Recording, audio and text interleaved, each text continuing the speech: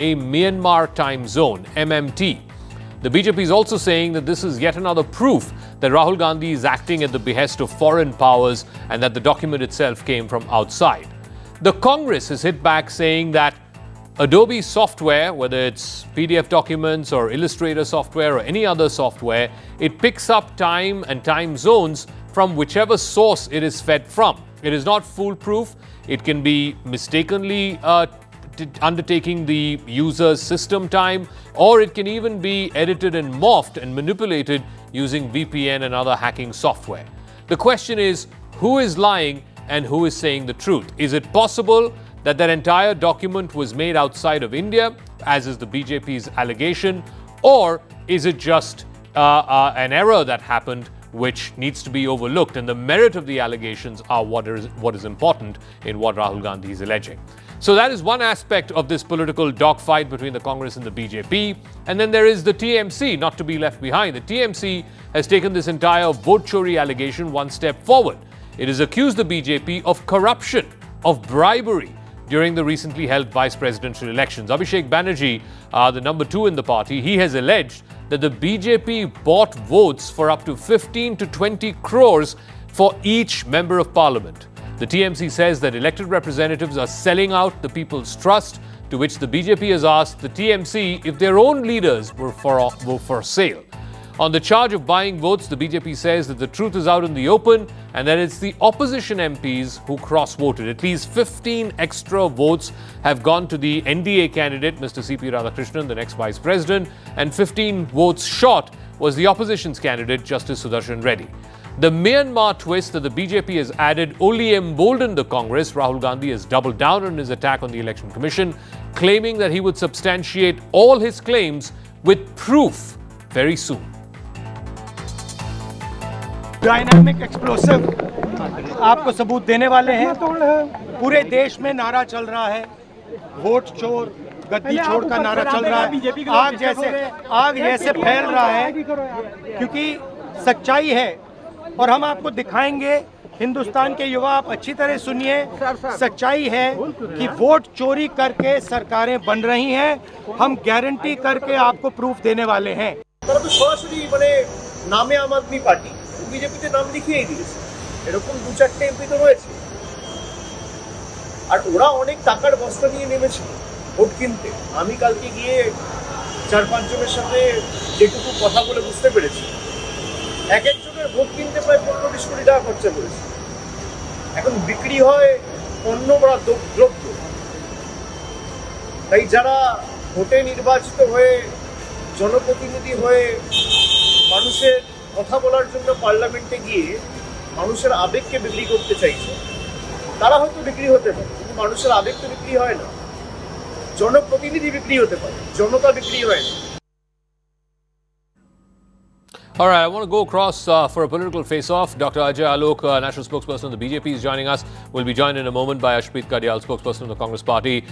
Ajay Alok, the claim by the BJP is that the PDF documents that Rahul Gandhi used when he made that famous press conference a few weeks ago on the vote chori allegations about Mahadevpura constituency in Bengaluru, you allege that the metadata from those PDF files shows a Myanmar time zone plus 630 MMT in its creation stamp. But technical experts are saying that, look, that doesn't necessarily mean that there is something fishy going on. It could be a system error, it could be a VPN, it could just be a software that's been bugged. How are you using that, the metadata timestamp, to say that this was foreign interference or that Rahul Gandhi is being influenced by forces outside of India? See, we are not saying this is a foreign influence. The whole idea of attacking the government, from setting up a fake narrative, setting up a fake propaganda, it always starts from foreign land. And it always starts when Rahul Gandhi visits some foreign country. It has a long story narration. Now, let me take you back from 2017-18 onwards, when an obstinate person who's suffering from a disease called obsessive-compulsive neurosis, Mr. Rahul Gandhi is suffering from this disease. Rafael, Chokidar Chor. He even went to the extent of taking the Supreme Court into his own pocket for which he later apologized to the Supreme Court. After Rafael, then came Hindenburg. Then after Hindenburg, then came Pegasus. Then Kisan Andolan. Every time the narrative has always started whenever Rahul Gandhi goes to a foreign land and the narrative starts flowing. Now all this metadata and all election vote chori, every vote chori is being linked to him now directly. My straight away question is, your Karnataka government is there, the Karnataka government is sitting there, whatever the proof you have raised has been bashed in front of you. All the people you have mentioned specifically, they have come in front of the camera and they said there is nothing like that. But still this obstinate person cannot mend his ways. It's absolutely clear that Mr. Rahul Gandhi has no agenda but to incite people to create a civil unrest, to create anarchy in this country, but he conveniently forgets. Okay. Like him, his band of supporters like him have a low IQ. It's not a band of youth of India. I mean, they have gone to the extent of comparing India to Bangladesh, Sri Lanka, and now Nepal.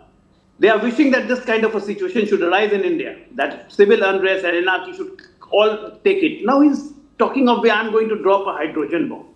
I mean, you sitting in the power for so long, many years, could not make a nuclear explosion. The Pokhran explosion first time in 1974 was a mild nuclear explosion just to mend our, peaceful mechanism. The first authentic hydrogen bomb diffusion was done by late Atal Bihari Vajpayee. This Rahul Gandhi should know. So when you are in power, then you could not diffuse a bomb, and now you are talking of a hydrogen bomb. Okay. The fact is, you are nothing more than a sutli bomb. So let me ask Ashpreet Karyal, first on this whole business about, the metadata, the timestamp, the location zone. The BJP is saying it's not just that. This is a series, this is a pattern, whether it was the farmers' agitation, whether it was the allegations that he made on Rafale, which the Supreme Court completely threw out the window. And then even the thing that he's been saying about Maharashtra, again, it went up to the Bombay High Court. The Bombay High Court threw out the case, saying there is no evidence. The BJP is saying that Mr. Rahul Gandhi latches onto an issue, attacks the government on that issue for 2-3 months, and then when he realizes that that issue does not have any legs, he just runs away to the next issue. The point is that there is a series of things that Mr. Gandhi has done in the past few years, which is leading the BJP and its supporters to believe that this is yet another hatchet job and that nothing really serious will come of it. Well, in the court of people, the Bharatiya Janata Party stands exposed of vote chori. And there are many, many instances that people have already seen. Nobody has forgotten Chandigarh Mayor poll, where the Honorable Supreme Court said murder of democracy took place. Presiding officer Anil Masih, the returning officer, had to apologize in the Honorable Supreme Court for what he did. He tampered the ballots, defaced the ballots. It is in front of everybody. And then the verdict was changed by the Honorable Supreme Court. Number two, in the Honorable Supreme Court, another case came up where a seat in Haryana, where the votes were recounted. And for the first time, it was unprecedented, the verdict was overturned. The person who had lost was declared a winner. The person who was declared a winner was declared lost. Number two, in Karnataka, everybody saw how at one seat, more than 1 lakh votes were stolen. How these practices are being facilitated by the virtue of duplicate entries, fake addresses, misuse of new voter registration form, which is number 6, invalid photos, and many more things. Other than that, the Bharatiya Janata Party has been preaching digitalization, and whatnot. And when we called for a digital format, the Bharatiya Janata Party was against it. We don't understand why. What's the problem with transparency? What's the problem with accountability? What's the problem with responsibility? And if but answer the question, Ashpreet. The question is that why is it showing the Myanmar time zone? Who made it? Let the person who made this PDF format come out and say, I'm sure he's a Congress Party worker, social media worker, I don't know. Come out and say that I'm the one who created it and I created it in Delhi or Mumbai or Bangalore or wherever this PDF was created. Now, this is a very technical issue which the Bharatiya Janata Party has tried to bring up in order to divert attention. I'll answer that as well. Number one, the 1 hour discrepancy is not evidence of relocation. It's a common artifact. Adobe products often exhibit timestamp oddness where offsets mismatch, especially in metadata fields. Number two, for instance, the data created field can be off by the user's UTC offset due to how Acrobat or the Illustrator processes time zones. Number three, users report similar issues where if you create or modify dates, it diverges without any external changes, or often from software bugs or virtual environments or manual flawed tweets, etc. There are examples for testing as well. And the PDFs were shared via Google Drive, which does not alter metadata, but Adobe's export process can introduce offsets if the system or Creative Cloud syncs inconsistently. No IP, GPS, or server logs in metadata confirm location. However, if the Bharatiya Janata Party wants to still try and divert the attention of the people, they can continue with that, but we hope Okay. that they will give us I want to come to the second issue, and this has been raised by the TMC heir apparent, Mr. Abhishek Banerjee, who says that he has information that up to 15 to 20 crores was being paid to every single MP who cross-voted. The NDA has put out what it believes were the individuals from the opposition who cross-voted, a couple from Congress, two or three from each one from JMM, one from UBT, one from NCP, SP, one from the Aam Aadmi Party, etc. Now, Ajay Alok, two things. One, if the NDA is confident that such cross-voting has happened, and indeed these are the parties and these are the members whose cross-votes has happened, you please put it out in the public domain, let the people of the country know, let the voters who voted for these MPs know, number one. Number two, Mr. Abhishek Banerjee is saying 15 crores was paid to these MPs to cross-vote. Do you not want to subject him to an investigation? Where does he know this information from? What is he saying this on the basis of? I'll answer to that, definitely. But let me recall, my friend, that vote chori started from Indira Gandhi. When a court just pronounced her of doing a vote chori and nullified her election, subsequently she imposed emergency. That was the first vote chori of this country. Then vote chori continued with Sonia Gandhi when she appeared in the electoral roll without being a citizen of this country. The matter is sub judice. The third vote chori appeared in 1989 when Rajiv Gandhi lost the election and he squarely blamed the election commission. How can we lose when BJP got only 11% vote, but their seats went to 89 and my seat came down to 239. So all these vote chori keep on happening with the Congress party because you are master at it. Now, as far as now TMC, my dear friend TMC says that 15 to 20 crores were paid by each MP. Doesn't he trust his own MPs? The Trinamool Congress has 28 MPs. How many MPs were paid? He should answer that.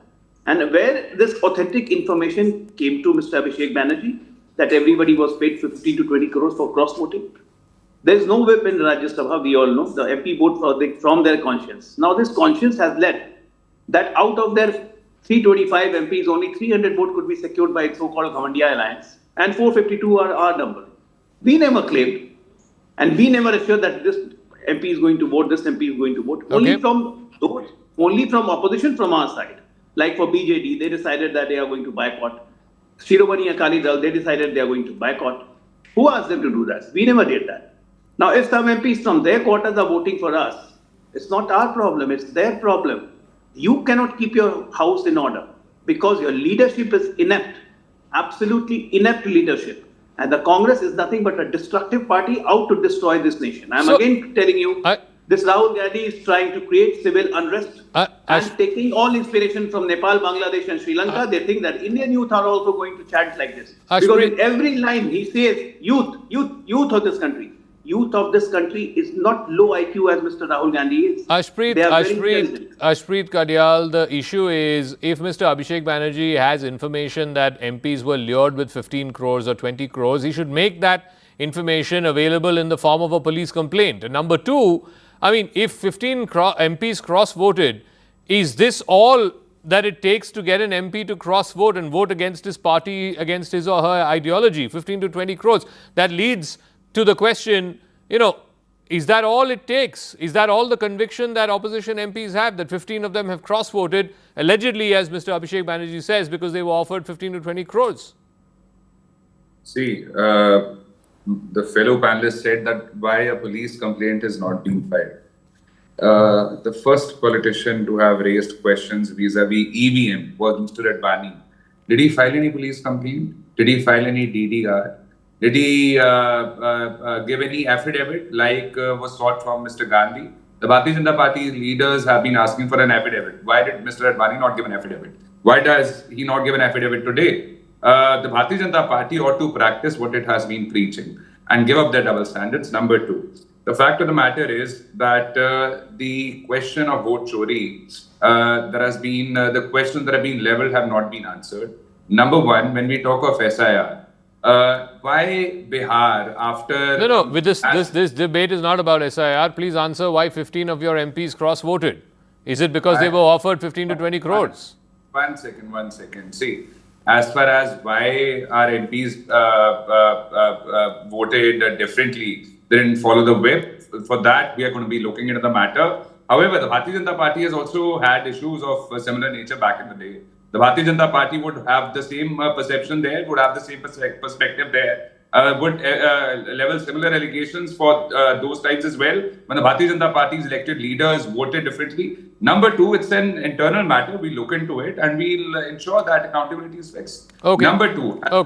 Okay. No. You still have not answered the question as to is all it takes to get an opposition MP to vote against his or her conscience, his or her party or ideology, just 15 to 20 crores, as has been alleged by one of your own leaders.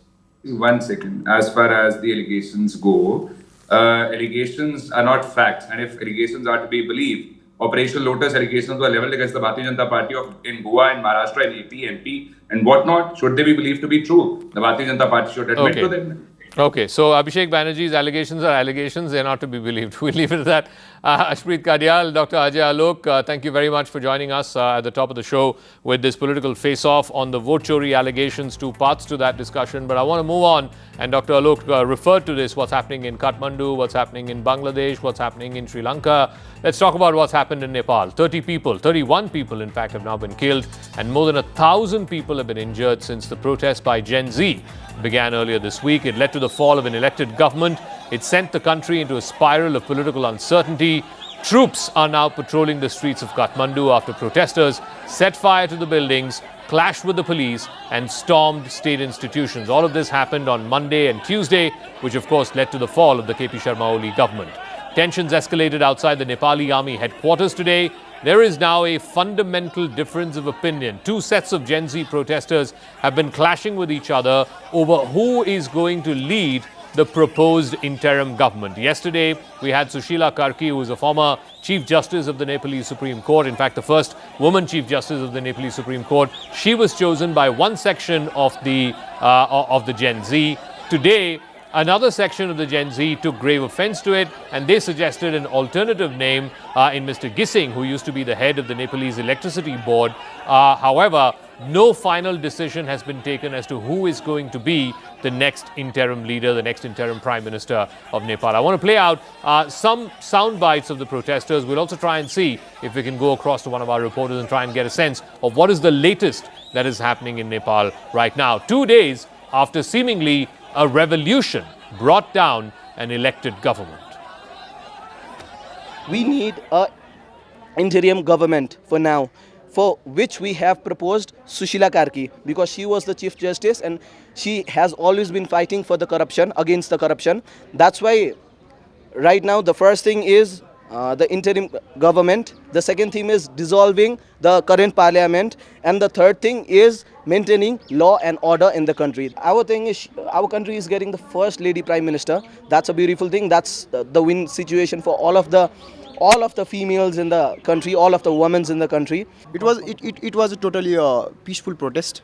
और हम चाह रहे थे कि शांतिपूर्ण ही हो, but सरकार ने इसको क्रांति में बदला, हमें लगता है ऐसा है, और सरकार को पूरा रिस्पॉन्सिबिलिटी लेनी चाहिए इसको। हमने तो एक करप्शन के विरुद्ध आंदोलन शुरू किया था, और जो होना भी चाहिए, सब हर एक जगह के युवा को जागना चाहिए करप्शन के लिए। इधर नेपाल में 3% 4% लोग हैं जो सारा संपत्ति ले रखा है, और नेता तो सारे ही करप्ट है। जो अभी घटना देख रहे हो, इतना बड़ा डिजास्टर जैसे हुआ, वेस्ट, मतलब क्या बोले अब इसको, हम जो हम शब्द में बयान नहीं कर सकते इस चीज़ को। इतना लॉसेस हुए हैं, सारे गवर्नमेंट की जिम्मेवारी है और सारे गवर्नमेंट ने किया है। We fully support Sushila Karki ji. We will investigate each and every corrupt leader. Violent protests that led to the fall of the KP Sharma Oli government. There is no consensus on who is going to lead Nepal next. The front runner, of course, is former Chief Justice Sushila Karki. She seems to be the front runner, no doubt about it. She's known for her zero-tolerance stand when it comes to corruption. That was her image first as a jurist, and now, of course, in her post-retirement period as well, when she's now going to take on a political role. Sushila Karki has earned respect in the past for her integrity. She delivered landmark rulings, notably enabling women to pass citizenship inheritance onto their children, something that was reserved only for men. But really, the critical thing that is distinguishing her from the entire political field, the entire political class, is her stellar record, her impeccable record when it comes to anti-corruption. In fact, there was this huge scandal when she was Chief Justice. A lot of ministers had made recommendations for their near and dear ones, or people of influence, sort of influencing appointments of judges. She made that list public, and there were very, very senior leaders of the then ruling Nepali Congress who were exposed when she was the sitting Chief Justice, which resulted in her being suspended. In fact, an impeachment motion was brought against her, and yet she stood firm. Eventually, she had to retire. The impeachment motion never saw the light of day, or at least it did not pass in the Nepalese parliament. The other contestant to be the next Prime Minister of Nepal is Kulman Ghising. He's another name that is doing the rounds. He's an electrical engineer. He's credited with solving Nepal's power crisis. He's known as an able administrator, has no political baggage. There is speculation that is also buzzing over him. And then there is Durga Prasad, who's also met with the Chief of Army Staff just yesterday. He's supposed to be very close to the old monarch, King Gyanendra. But allegations of corruption against him are a reason why Gen Z leaders are not exactly warming up to his name and are opposed to his name being propped up. So these are the three names that are the front runners. There was a physical clash that happened between two sets of Gen Z protesters outside the army headquarters today, even as a meeting, an hours-long meeting that was happening inside between the army chief and Justice Sushila. I want to go across to Siddhant, who's joining us from Kathmandu. Siddhant, 2 days ago, there were talk about all of this utopian revolution, the students, the young people, ousting from power, decades old leaders, political establishment who had been around for 20, 30 years, the likes of Oli, the houses of Mr. Prachanda, Mr. Dioba being set on fire, etc. And this was going to be a new beginning in Nepal, the dawn of a new era of politics in Nepal. But they don't seem to be able to agree on who is going to be the interim leader. This is just the first step. And why is that? What is the difference of opinion between these two sections of Gen Z on who should lead Nepal in the future? After all, this is going to be an interim arrangement, after which there will be elections and the people will get to choose who the next leader will be. Well, that's right, Zaka. In fact, there are many factions within the Gen Z protesters, and perhaps each one of them are now proposing their names. In fact, if the names are not getting accepted, they are getting floated in media, and perhaps which is creating a lot of confusion because if one name gets proposed, then the other group comes up with a counter to that name. As you rightly said, that a name has been proposed, then again they will come up with his history in corruption cases, etc., etc. So that is perhaps creating a lot of confusion. And in fact, from last 2 days, Zaka, there has been a meeting which is going on at army headquarters. In fact, in presence of army chief, and the attempts are being made to build a consensus on one name, because it's going to be a very critical time for the country. Next 6 months perhaps is going to decide the fate and destiny of Nepal. And these are the times when, the parliament is gutted, the Supreme Court is gutted, the institutional building was set on fire. So all these records, archives, libraries, all have been destroyed. So it's a very, very challenging time for Nepal. So, tension means pure to use spirit to energy. But also the confusion, if this continues, perhaps not good for Nepal, because right now also in Kathmandu, the culture is going on, people are being given directives the morning time to come up. The army is deployed all over Nepal. So it's not a normal life. It's deadly. They are moving towards normalcy. So if this normalcy has restored, then that Nepal leader cannot be this All right. protest.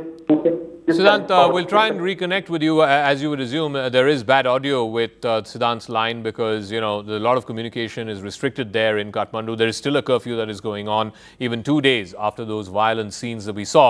I just want to play out these pictures. This is what happened earlier today outside the army headquarters. Inside, there was a meeting that was happening between Sushila Karki, the army chief, and Mr. Durga Pasarai, who's considered close to the previous monarch. And two sections of Gen Z were fighting with each other because they had two different leaders in mind who would lead the country in the interim. This is going to be an interim arrangement, and thereafter there will be elections. The dissolution of the parliament is one of their first demands, after which they want fresh elections to be held. But even at this preliminary stage, this first stage, two sets of students, two sets of Gen Z were not able to agree on who should be that interim leader. I also want to play out some ground reports by my colleagues there in Kathmandu. We have a number of reporters and teams who are out in Kathmandu reporting about what's happening there. For the last 24 hours plus, there is an eerie sense of calm, an eerie sense of dread really on the streets of Kathmandu because there is a curfew and the political wheels are turning. The first decision that needs to be made is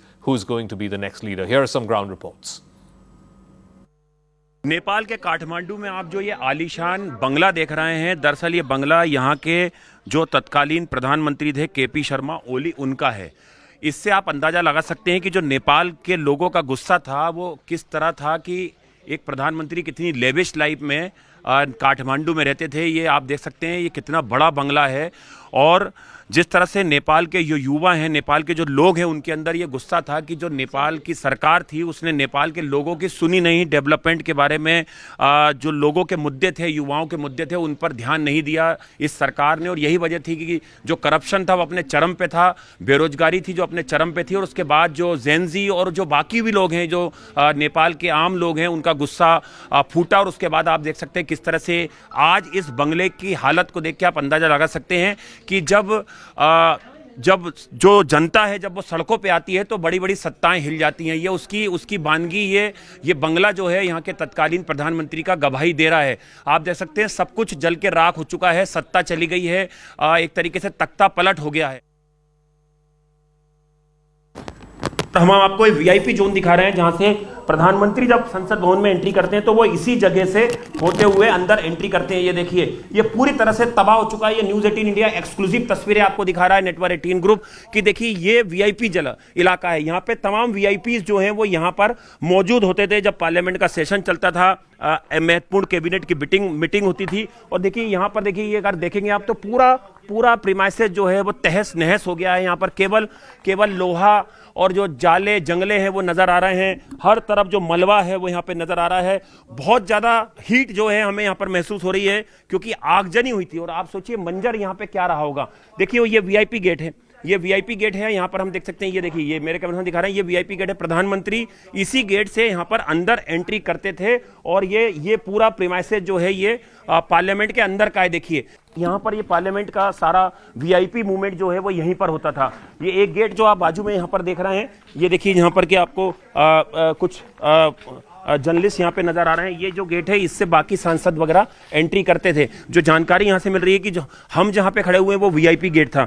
ये gate एक और है, हम यहाँ से बाहर निकलते हैं। ये देखिए इससे ये वीआईपी गेट हैं दोनों, जहाँ से कि वीआईपी मूवमेंट होती है। मेरे कैमरामैन युगल से बोलूँगा थोड़ा सावधानी से, यहाँ पे अंधेरा है, यहाँ से बाहर आएँ तो देखिए ये अंदर की तस्वीरें हम आपको अभी दिखा रहे थे। पार्लियामेंट के अंदर की जो वीआईपी गेट है जहाँ से कि प्रधानमंत्री जब आते हैं तो वो इन्हीं दोनों गेट से, ये वीआईपी गेट देखिए, एक गेट ये और एक गेट ये जिससे अभी हमने एंट्री करी। Youth organization, a top podcaster and a close ally of President Donald Trump of the US, was killed in full public view at the Utah Valley University. Videos that were posted on social media showed Charlie Kirk speaking into a handheld microphone while he was sitting under a white tent. And then a single bullet shot rings out in the air, and then you can see blood gushing out from the left side of his neck. He collapses onto the ground within minutes. Here's a blow-by-blow account of what happened in the investigation so far, because up until now, they've not been able to find the person who shot him from about 100 plus yards away from a neighboring building. A massive manhunt has been launched by the local police, assisted by the FBI, but so far they've not been able to find the killer of Charlie Kirk. Do you know how many mass shooters there have been in America over the last 10 years? Counting or not counting gang violence? Great. Charlie Kirk, a well-known conservative American activist and a staunch ally of President Donald Trump, was shot dead at an event at Utah Valley University. He was 31 years old. Kirk was speaking to a large outdoor crowd when a single gunshot rang the air and chaos erupted. Kirk was on a speaking tour, and his stop at Utah Valley University was the first at least 15 scheduled events at universities across the country as part of his American comeback tour. Before the shooting, he was seated at his Prove Me Wrong debating table, taking questions from an audience outdoors. Kirk was going back and forth with a student about mass shootings and transgender people when he was shot. Do you know how many transgender Americans have been mass shooters over the last 10 years? Kirk was asked. Too many, Kirk responded as the crowd clapped. Do you know how many mass shooters there have been in America over the last 10 years? To which Kirk replied, counting or not counting gang violence. Seconds later, Kirk could be seen clutching his neck as he fell from his chair. Counting or not counting gang violence? Great. The crack of a single loud rifle shot sent the crowd into a panic. Students were seen ducking and rushing out of the university grounds, looking visibly shaken. As the guy said, shooting or shooters or something like that, you just hear the gunshot and I'm sorry. You just see his neck just like open up and there's just like so much blood that just came out. It was horrible. Currently, the campus is closed according to the university. Classes have been cancelled until further notice. A spokeswoman for the university said that Kirk was hit by a shot fired from the roof of the school's Losi Center, a campus building about 180 meters from the event area.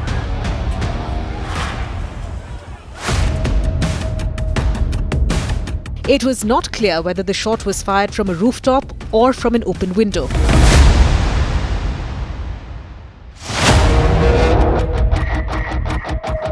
There was confusion about whether a suspect was in custody. A person of interest was taken into custody after the shooting, but according to FBI Director Kash Patel, the person was released after an interrogation. We do still have an active investigation for the person of interest. This incident occurred with a large crowd around. There was one shot fired and one victim. While the suspect is at large, we believe this was a targeted attack towards one individual.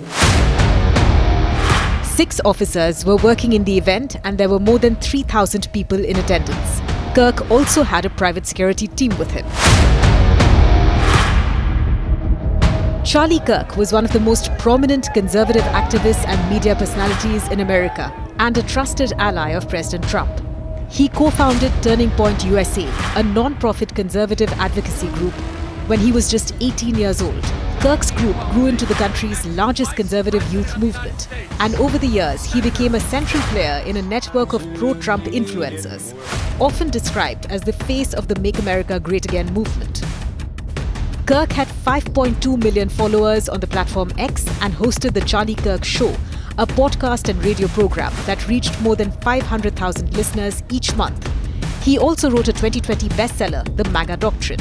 He was a prominent anti-LGBTQ activist. He repeatedly stated that women should prioritize motherhood over careers, and he consistently denied the existence of white privilege.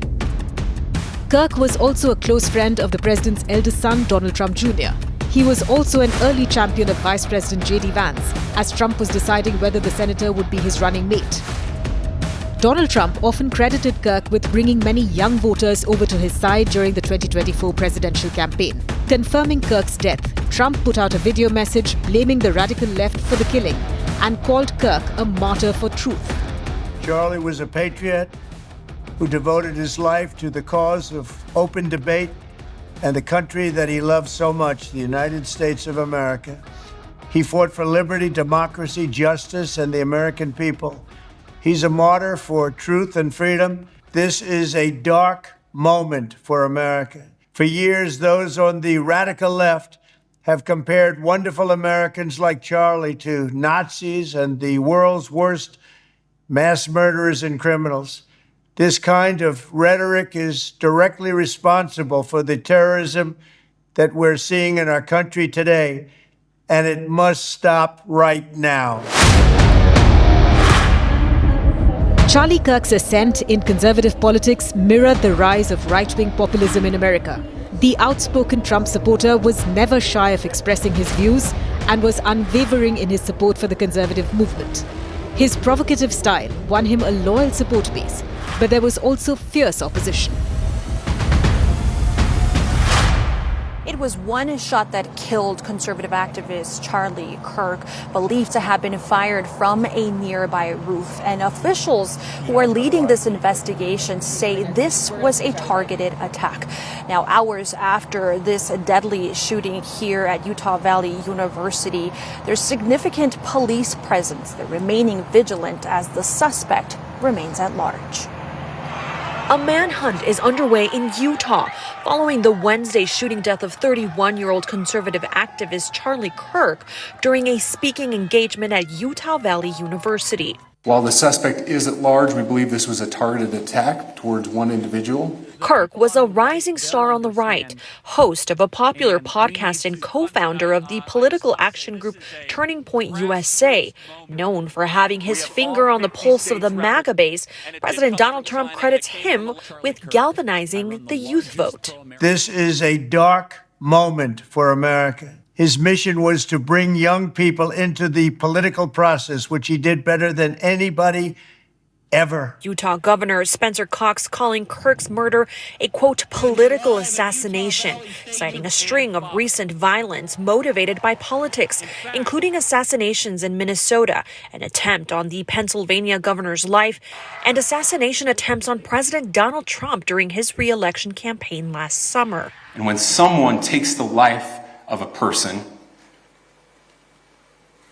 because of their ideas or their ideals, then that very constitutional foundation is threatened. There has been an outpouring of condemnation from both sides of the aisle, as both prominent politicians and average Americans grapple with the shocking violence. Charlie shared thoughts and ideas, and he was silenced for those thoughts and ideas. Over 3,000 people attended Wednesday's event, and now the FBI is urging the public to submit any photos or videos of that event as the search for the suspect continues. Reporting in Orem, Utah, I'm Maribel Gonzalez. Days after the Israeli strikes in Qatar, Prime Minister Benjamin Netanyahu has defended his decision, defended his military action against another sovereign country and attacking another sovereign country in the heart of its capital. In fact, Prime Minister Netanyahu drew parallels to what was the American response to the 9/11 attacks. He said, and he urged countries that are harboring terrorists either to expel those terrorists or to bring them to justice, warning that Israel will take action if those countries do not. Netanyahu has accused Qatar of providing a safe haven to Hamas, even financing the terrorists of Hamas. Allegations are flying thick and fast from both sides. Qatar has accused the Israeli Prime Minister of leading the Middle East into chaos. The question is, what happens next? What happens to this process of normalization that Israel was on, along with its Arab neighbors? It happened with the Abraham Accords with UAE and Bahrain. Saudi Arabia was supposed to be next. Has that been completely blown out of the water?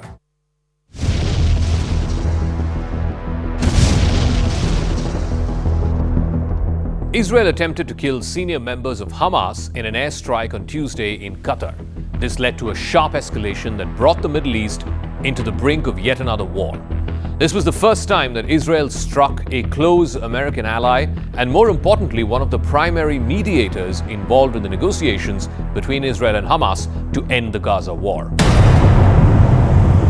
The Israeli strike happened on a Hamas meeting where the terror group was discussing a ceasefire proposal backed by US President Donald Trump. It happened in a residential complex, even as the officials had gathered there for the negotiations over how to end the Gaza war. The direct attack on Qatar's territory also risked antagonizing the Qatari government and also destabilizing diplomatic efforts. Qatar's political and economic stability hinges on its reputation as a safe haven for business and tourism. The Tuesday afternoon attack by Israel's Air Force hit an area in the capital Doha that is very close to schools and embassies and residential complexes. It sent black smoke billowing into the air. The hit itself was at a residential apartment complex where the negotiators had gathered. Hamas said that the Israeli strike had failed to kill senior Hamas officials without specifying whether those individuals had sustained injuries. In a statement, the group confirmed that the son of Khalil al-Haya, who is the chief negotiator for Hamas, the office manager, and 3 other people affiliated with Hamas had been killed, but the main negotiator, al-Haya, had managed to escape.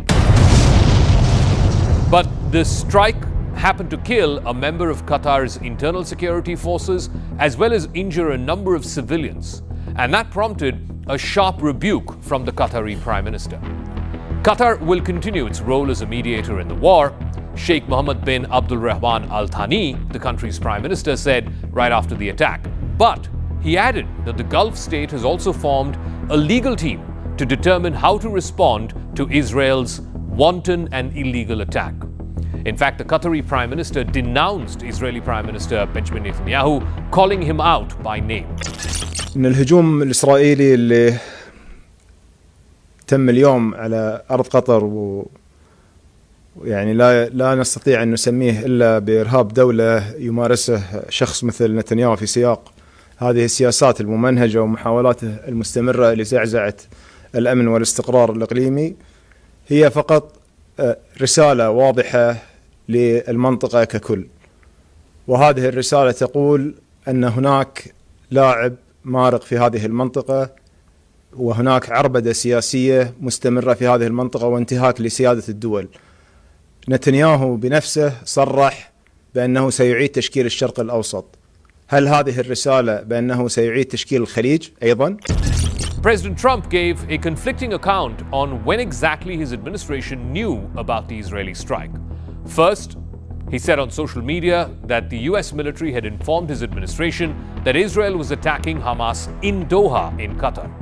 Then he said that he immediately directed his Middle East envoy Steve Witkoff to inform the Qataris of the attack, but by the time Witkoff had informed the Qataris, he had done so too late to stop the attack.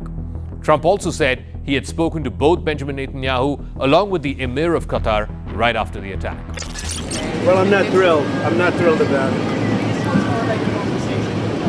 I don't have to do that. I'm not thrilled about the whole situation. It's not a good situation. But I will say this, we want the hostages back, but we are not thrilled about the way that went down today. You were caught by surprise, sir? I'm never surprised by anything, especially when it comes to the Middle East. How did you learn about this? I'll be giving a full statement tomorrow, but I would tell you this. I was very unhappy about it, very unhappy about every aspect, and we got to get the hostages back. But I was very unhappy about the way that went down. The Qatari Prime Minister said that the United States had not warned Qatar ahead of the attack, and in fact the warning came until 10 minutes after the attack happened.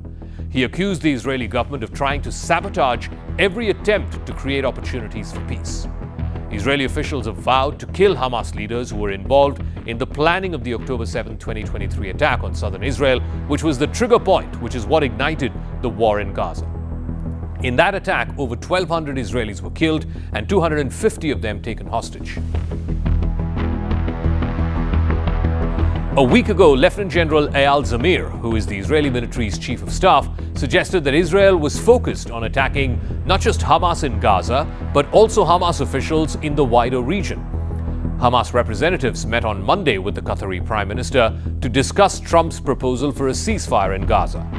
The group had then planned to convene again on Tuesday to further talk about that proposal. That is when the Israeli strike happened. Netanyahu has said that Israel was willing to end the war, but only if Hamas releases all the remaining hostages, disarms itself, and Gaza is demilitarized. All of these are conditions which Hamas has publicly opposed. Israel believes there are still about 20 hostages who are alive out of the 50 remaining in Hamas custody. But as the diplomatic storm kicked up between Israel and Qatar, Israel appeared to try to distance the United States from the attack itself. In fact, Israel said that this was a wholly independent Israeli operation and had nothing to do with America. At noon today, I convened the heads of Israel's security organizations and authorized a surgical precision strike on the terrorist chiefs of Hamas. These are the same terrorist chiefs who planned, launched, and celebrated the horrific massacres of October 7th. Thousands of American soldiers are stationed at the Al Udeid Air Base in Qatar, which also happens to be the regional headquarters of the US Central Command. And Qatar agreed to host an office for Hamas in Doha at the request of the United States. Qatar has previously played a role in negotiating between America and the Taliban before the Taliban took power in Afghanistan in 2021. Qatar was thought to be neutral ground, in part because it has diplomatic contacts with the Israeli government. Senior Israeli government officials have traveled quite often to Qatar, in fact, a number of occasions in the last couple of years since this war began. They've been speaking with Qatari leaders about securing the release of the remaining hostages in Gaza. In fact, Qatar was one of the three mediators in the negotiations between Israel and Hamas, along with the United States and Egypt, who were the other two. The willingness to attack Qatar's capital could also undermine Israel's long-standing efforts to build ties with Gulf Arab countries that it views as potential allies against Iran. Israel had normalized ties with the UAE and Bahrain through the Abraham Accords and was hoping to do so with Saudi Arabia when October 7th happened. But this Tuesday strike made Qatar, as well as other Gulf countries, appear much more vulnerable to external attacks. Now, this is despite the fact that Qatar has invested billions of dollars in American military equipment. In his recent visit there, the Qataris presented President Trump with a luxury Boeing 747 jet. The Al Udeid Air Base in Qatar was attacked by Iran back in June during the Iran-Israel war, although that strike was largely thwarted by American defense systems. But the Israeli strike now is being seen as a major act of provocation and could possibly lead to yet another war in a region which is already plagued by numerous wars over the last couple of years. So this has become a huge geopolitical sort of face-off between Qatar and Israel now, so much so Israel is alleging that there is some foreign flying object, an aircraft or a missile of some form that's been discovered over southern Israeli skies. I want to go across to Dr. Emmanuel Navon, who's a political scientist. You heard from the Qatari Prime Minister. He says this is an outright violation of the UN Charter of Article 2.4, which prohibits explicitly the threat or the use of force against the territorial integrity or the political sovereignty of any member state. And the Qataris are saying, by doing what it did Israel back on Tuesday, it has violated Qatar's sovereignty and territorial integrity. Why should it not be seen that way? No. Because it's a lie from the Qatari Prime Minister or leader you just quoted. Qatar is a state that sponsors terrorism, that finances the Muslim Brotherhood, that is the main source of terror and instability in the Middle East. It funds the Hamas, it hosts them, and Hamas are terrorists. It's a terrorist organization recognized as such by most governments in the world. It funds the anti-Western and Muslim Brotherhood propaganda via Al Jazeera. And because it hosts the Hamas terrorist, it was a legitimate target, the same way, by the way, that Osama bin Laden was a legitimate target after doing 9/11, and today is 9/11, today is September 11, even though technically, yes, the United States violated the sovereignty of Pakistan, but Pakistan was hosted a terrorist the same way as Qatar was hosting the Hamas terrorist. But Dr. Navon, I'm no fan of Qatar, but the point is that the Hamas office in Doha was opened at the behest of the United States. The attack happened right in the heart of Doha. If that is not a violation of territorial integrity and sovereignty, and by the way, why are Israeli negotiators traveling to Qatar? They've traveled in the last 2 years, almost 2 years since the October 7th attacks, innumerable occasions to Qatar, because Qatar is one of the primary mediators to try and find a ceasefire between Israel and Hamas. If it was a terror state, why are your diplomats traveling there? Well, why is that any different from the United States eliminating Osama bin Laden in Pakistan? I don't understand. When a country hosts terrorists, it becomes a legitimate target of eliminating those terrorists. And by the way, talking about the UN Charter, the UN Charter also recognizes the right of self-defense in Article 51. And eliminating terrorists in a country that hosts them is an act of self-defense. So why were you engaging with Qatari negotiators for the better part of the last 2 years if they are members representing a terrorist state? Well, because the world is not black and white, sir. Qatar had and still has a lot of leverage on Hamas, and the only way we could approach Hamas to try and liberate our hostages was to talk to those evil people. Unfortunately, there was no other way. So it was fine to talk to them for 2 years, use their mediation services for 2 years, and then finally attack them on their own soil. Well, I think that this operation should have taken place much earlier. I'm sorry that it took 2 years to get rid of the Hamas leadership in Qatar, because if you remember, on October 7th, this whole leadership was filmed in Qatar praying and praising the attack of October 7th. Basically, those people were celebrating the burning alive, the beheading and the rape of Israelis. What do you say to the argument that the Qatari Prime Minister has also said that now Israel's pretty much lost any chance of saving its hostages? He's a hypocrite, because there was no chance of saving them via negotiations, because Qatar is not an honest broker. Qatar is siding and supporting one of the sides, which is Hamas. And Qatar was never, unfortunately, a reliable broker. It has been able to... So if it comes true, God forbid, if it comes true that the remaining 20-odd hostages who Israel believes are alive in Gaza are killed because of this attack that Israel carried out on Qatar, then who is to take the fault for it? Is it Benjamin Netanyahu who ordered those strikes? Is it the Prime Minister of Qatar who hosted Hamas? It is Hamas. Or is it the Hamas negotiator that you failed to kill? Who takes responsibility for those hostages if they are killed? Sir, who kidnapped them? Israel did not kidnap them. They were kidnapped by Hamas. They're the one holding them, and Hamas has been refusing any compromise in the past few months. And by the way, part of the fault comes to Western leaders who decided a couple of months ago to reward Hamas with the recognition of a so-called Palestinian state, which led Hamas to basically strengthen its position and say, well, we're not going to negotiate because we just had this amazing diplomatic achievement. So if you want to know why Hamas is not negotiating anymore, go ask Emmanuel Macron, Keir Starmer, and the Prime Minister What about Donald Trump? He says it was not his decision. It was squarely Mr. Netanyahu's decision alone. What do you have to say to him? He's right. Israel made that decision, that correct decision. The government of Israel, by the way, not only Netanyahu, we are a parliamentary system. The decision was made by the Israeli cabinet. It was an Israeli operation. It was not an American one, by the way. And the fallout and the responsibility for the fallout of that attack, if it leads to, God forbid, again, and no one wants the hostages, any harm on the hostages, but if the fallout of this attack is the death of these hostages, that is somehow not on Netanyahu, not on his cabinet. You keep blaming Israel for the fate of those hostages. Again, they've been kidnapped by Hamas with the support of Qatar, right?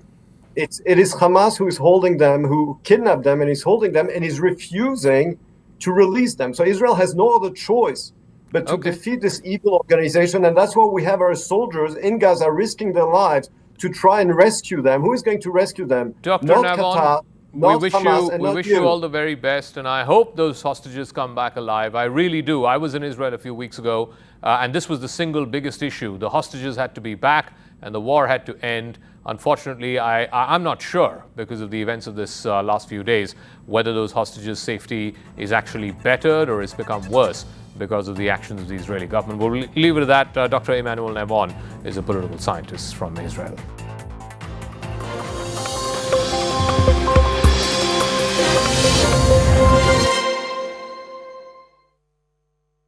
Co-presented by...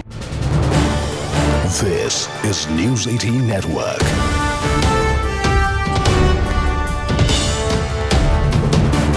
India's largest news network. BJP attacks Rahul Gandhi over his vote theft claim. Says Rahul Gandhi's international vote theft busted his evidences were not made in India. They were created in system set to Myanmar time zone. Who is the foreign hand behind Rahul Gandhi is a question being asked by the BJP. They further say that the metadata reveals vote Chori PPT was not made by Congress in India. It was first created in Myanmar. Let me go back to my colleague Arun Dhata on this. Arun, that's a big allegation that is coming in from the BJP at this point, saying that as far as the presentation of vote Chori by Rahul Gandhi is concerned, that was not done by Congress party, but there's an external force, an international force behind it. Well, see, once again, the same point with which BJP has been speaking about Rahul Gandhi is that there is an international hand behind Rahul Gandhi and the Congress party. There is a toolkit which is working. And once again, they are saying that it has been exposed in that press conference which Rahul Gandhi did on 7th of August this year, where he, raised questions about Election Commission and also said that there is a massive vote theft which happened in the country. When he specifically cited an example of a seat in Karnataka, and then of course goes on to speak about Maharashtra and Haryana. And in that regard, now what BJP is alleging is that Rahul Gandhi has done international vote theft, which is part of that international toolkit. They are saying that the PDF files which Rahul Gandhi showed there in that press conference, which is also available on his website, has generated in Myanmar. So they are saying that they have checked the metadata of those PDF files which are there, and those metadata of the PDF file shows that it was generated in Myanmar. It was the time zone of Myanmar where it is generated. These are the allegations. Arun, I request you to please stay with us, as I'm now joined by BJP leader Shehzad Poonawala on this broadcast. Many thanks, Mr. Shehzad Poonawala, for joining with us. Why does the BJP think that the presentation was made in Myanmar? It's very clear from the investigative work done by one of the people on social media that how the metadata of the 3 PDF documents which are uploaded by Rahul Gandhi's team have been created in Myanmar. Now the question is that dialogue Rahul Gandhi ने मारा यहाँ पर क्या script विदेश में लिखी गई है क्या?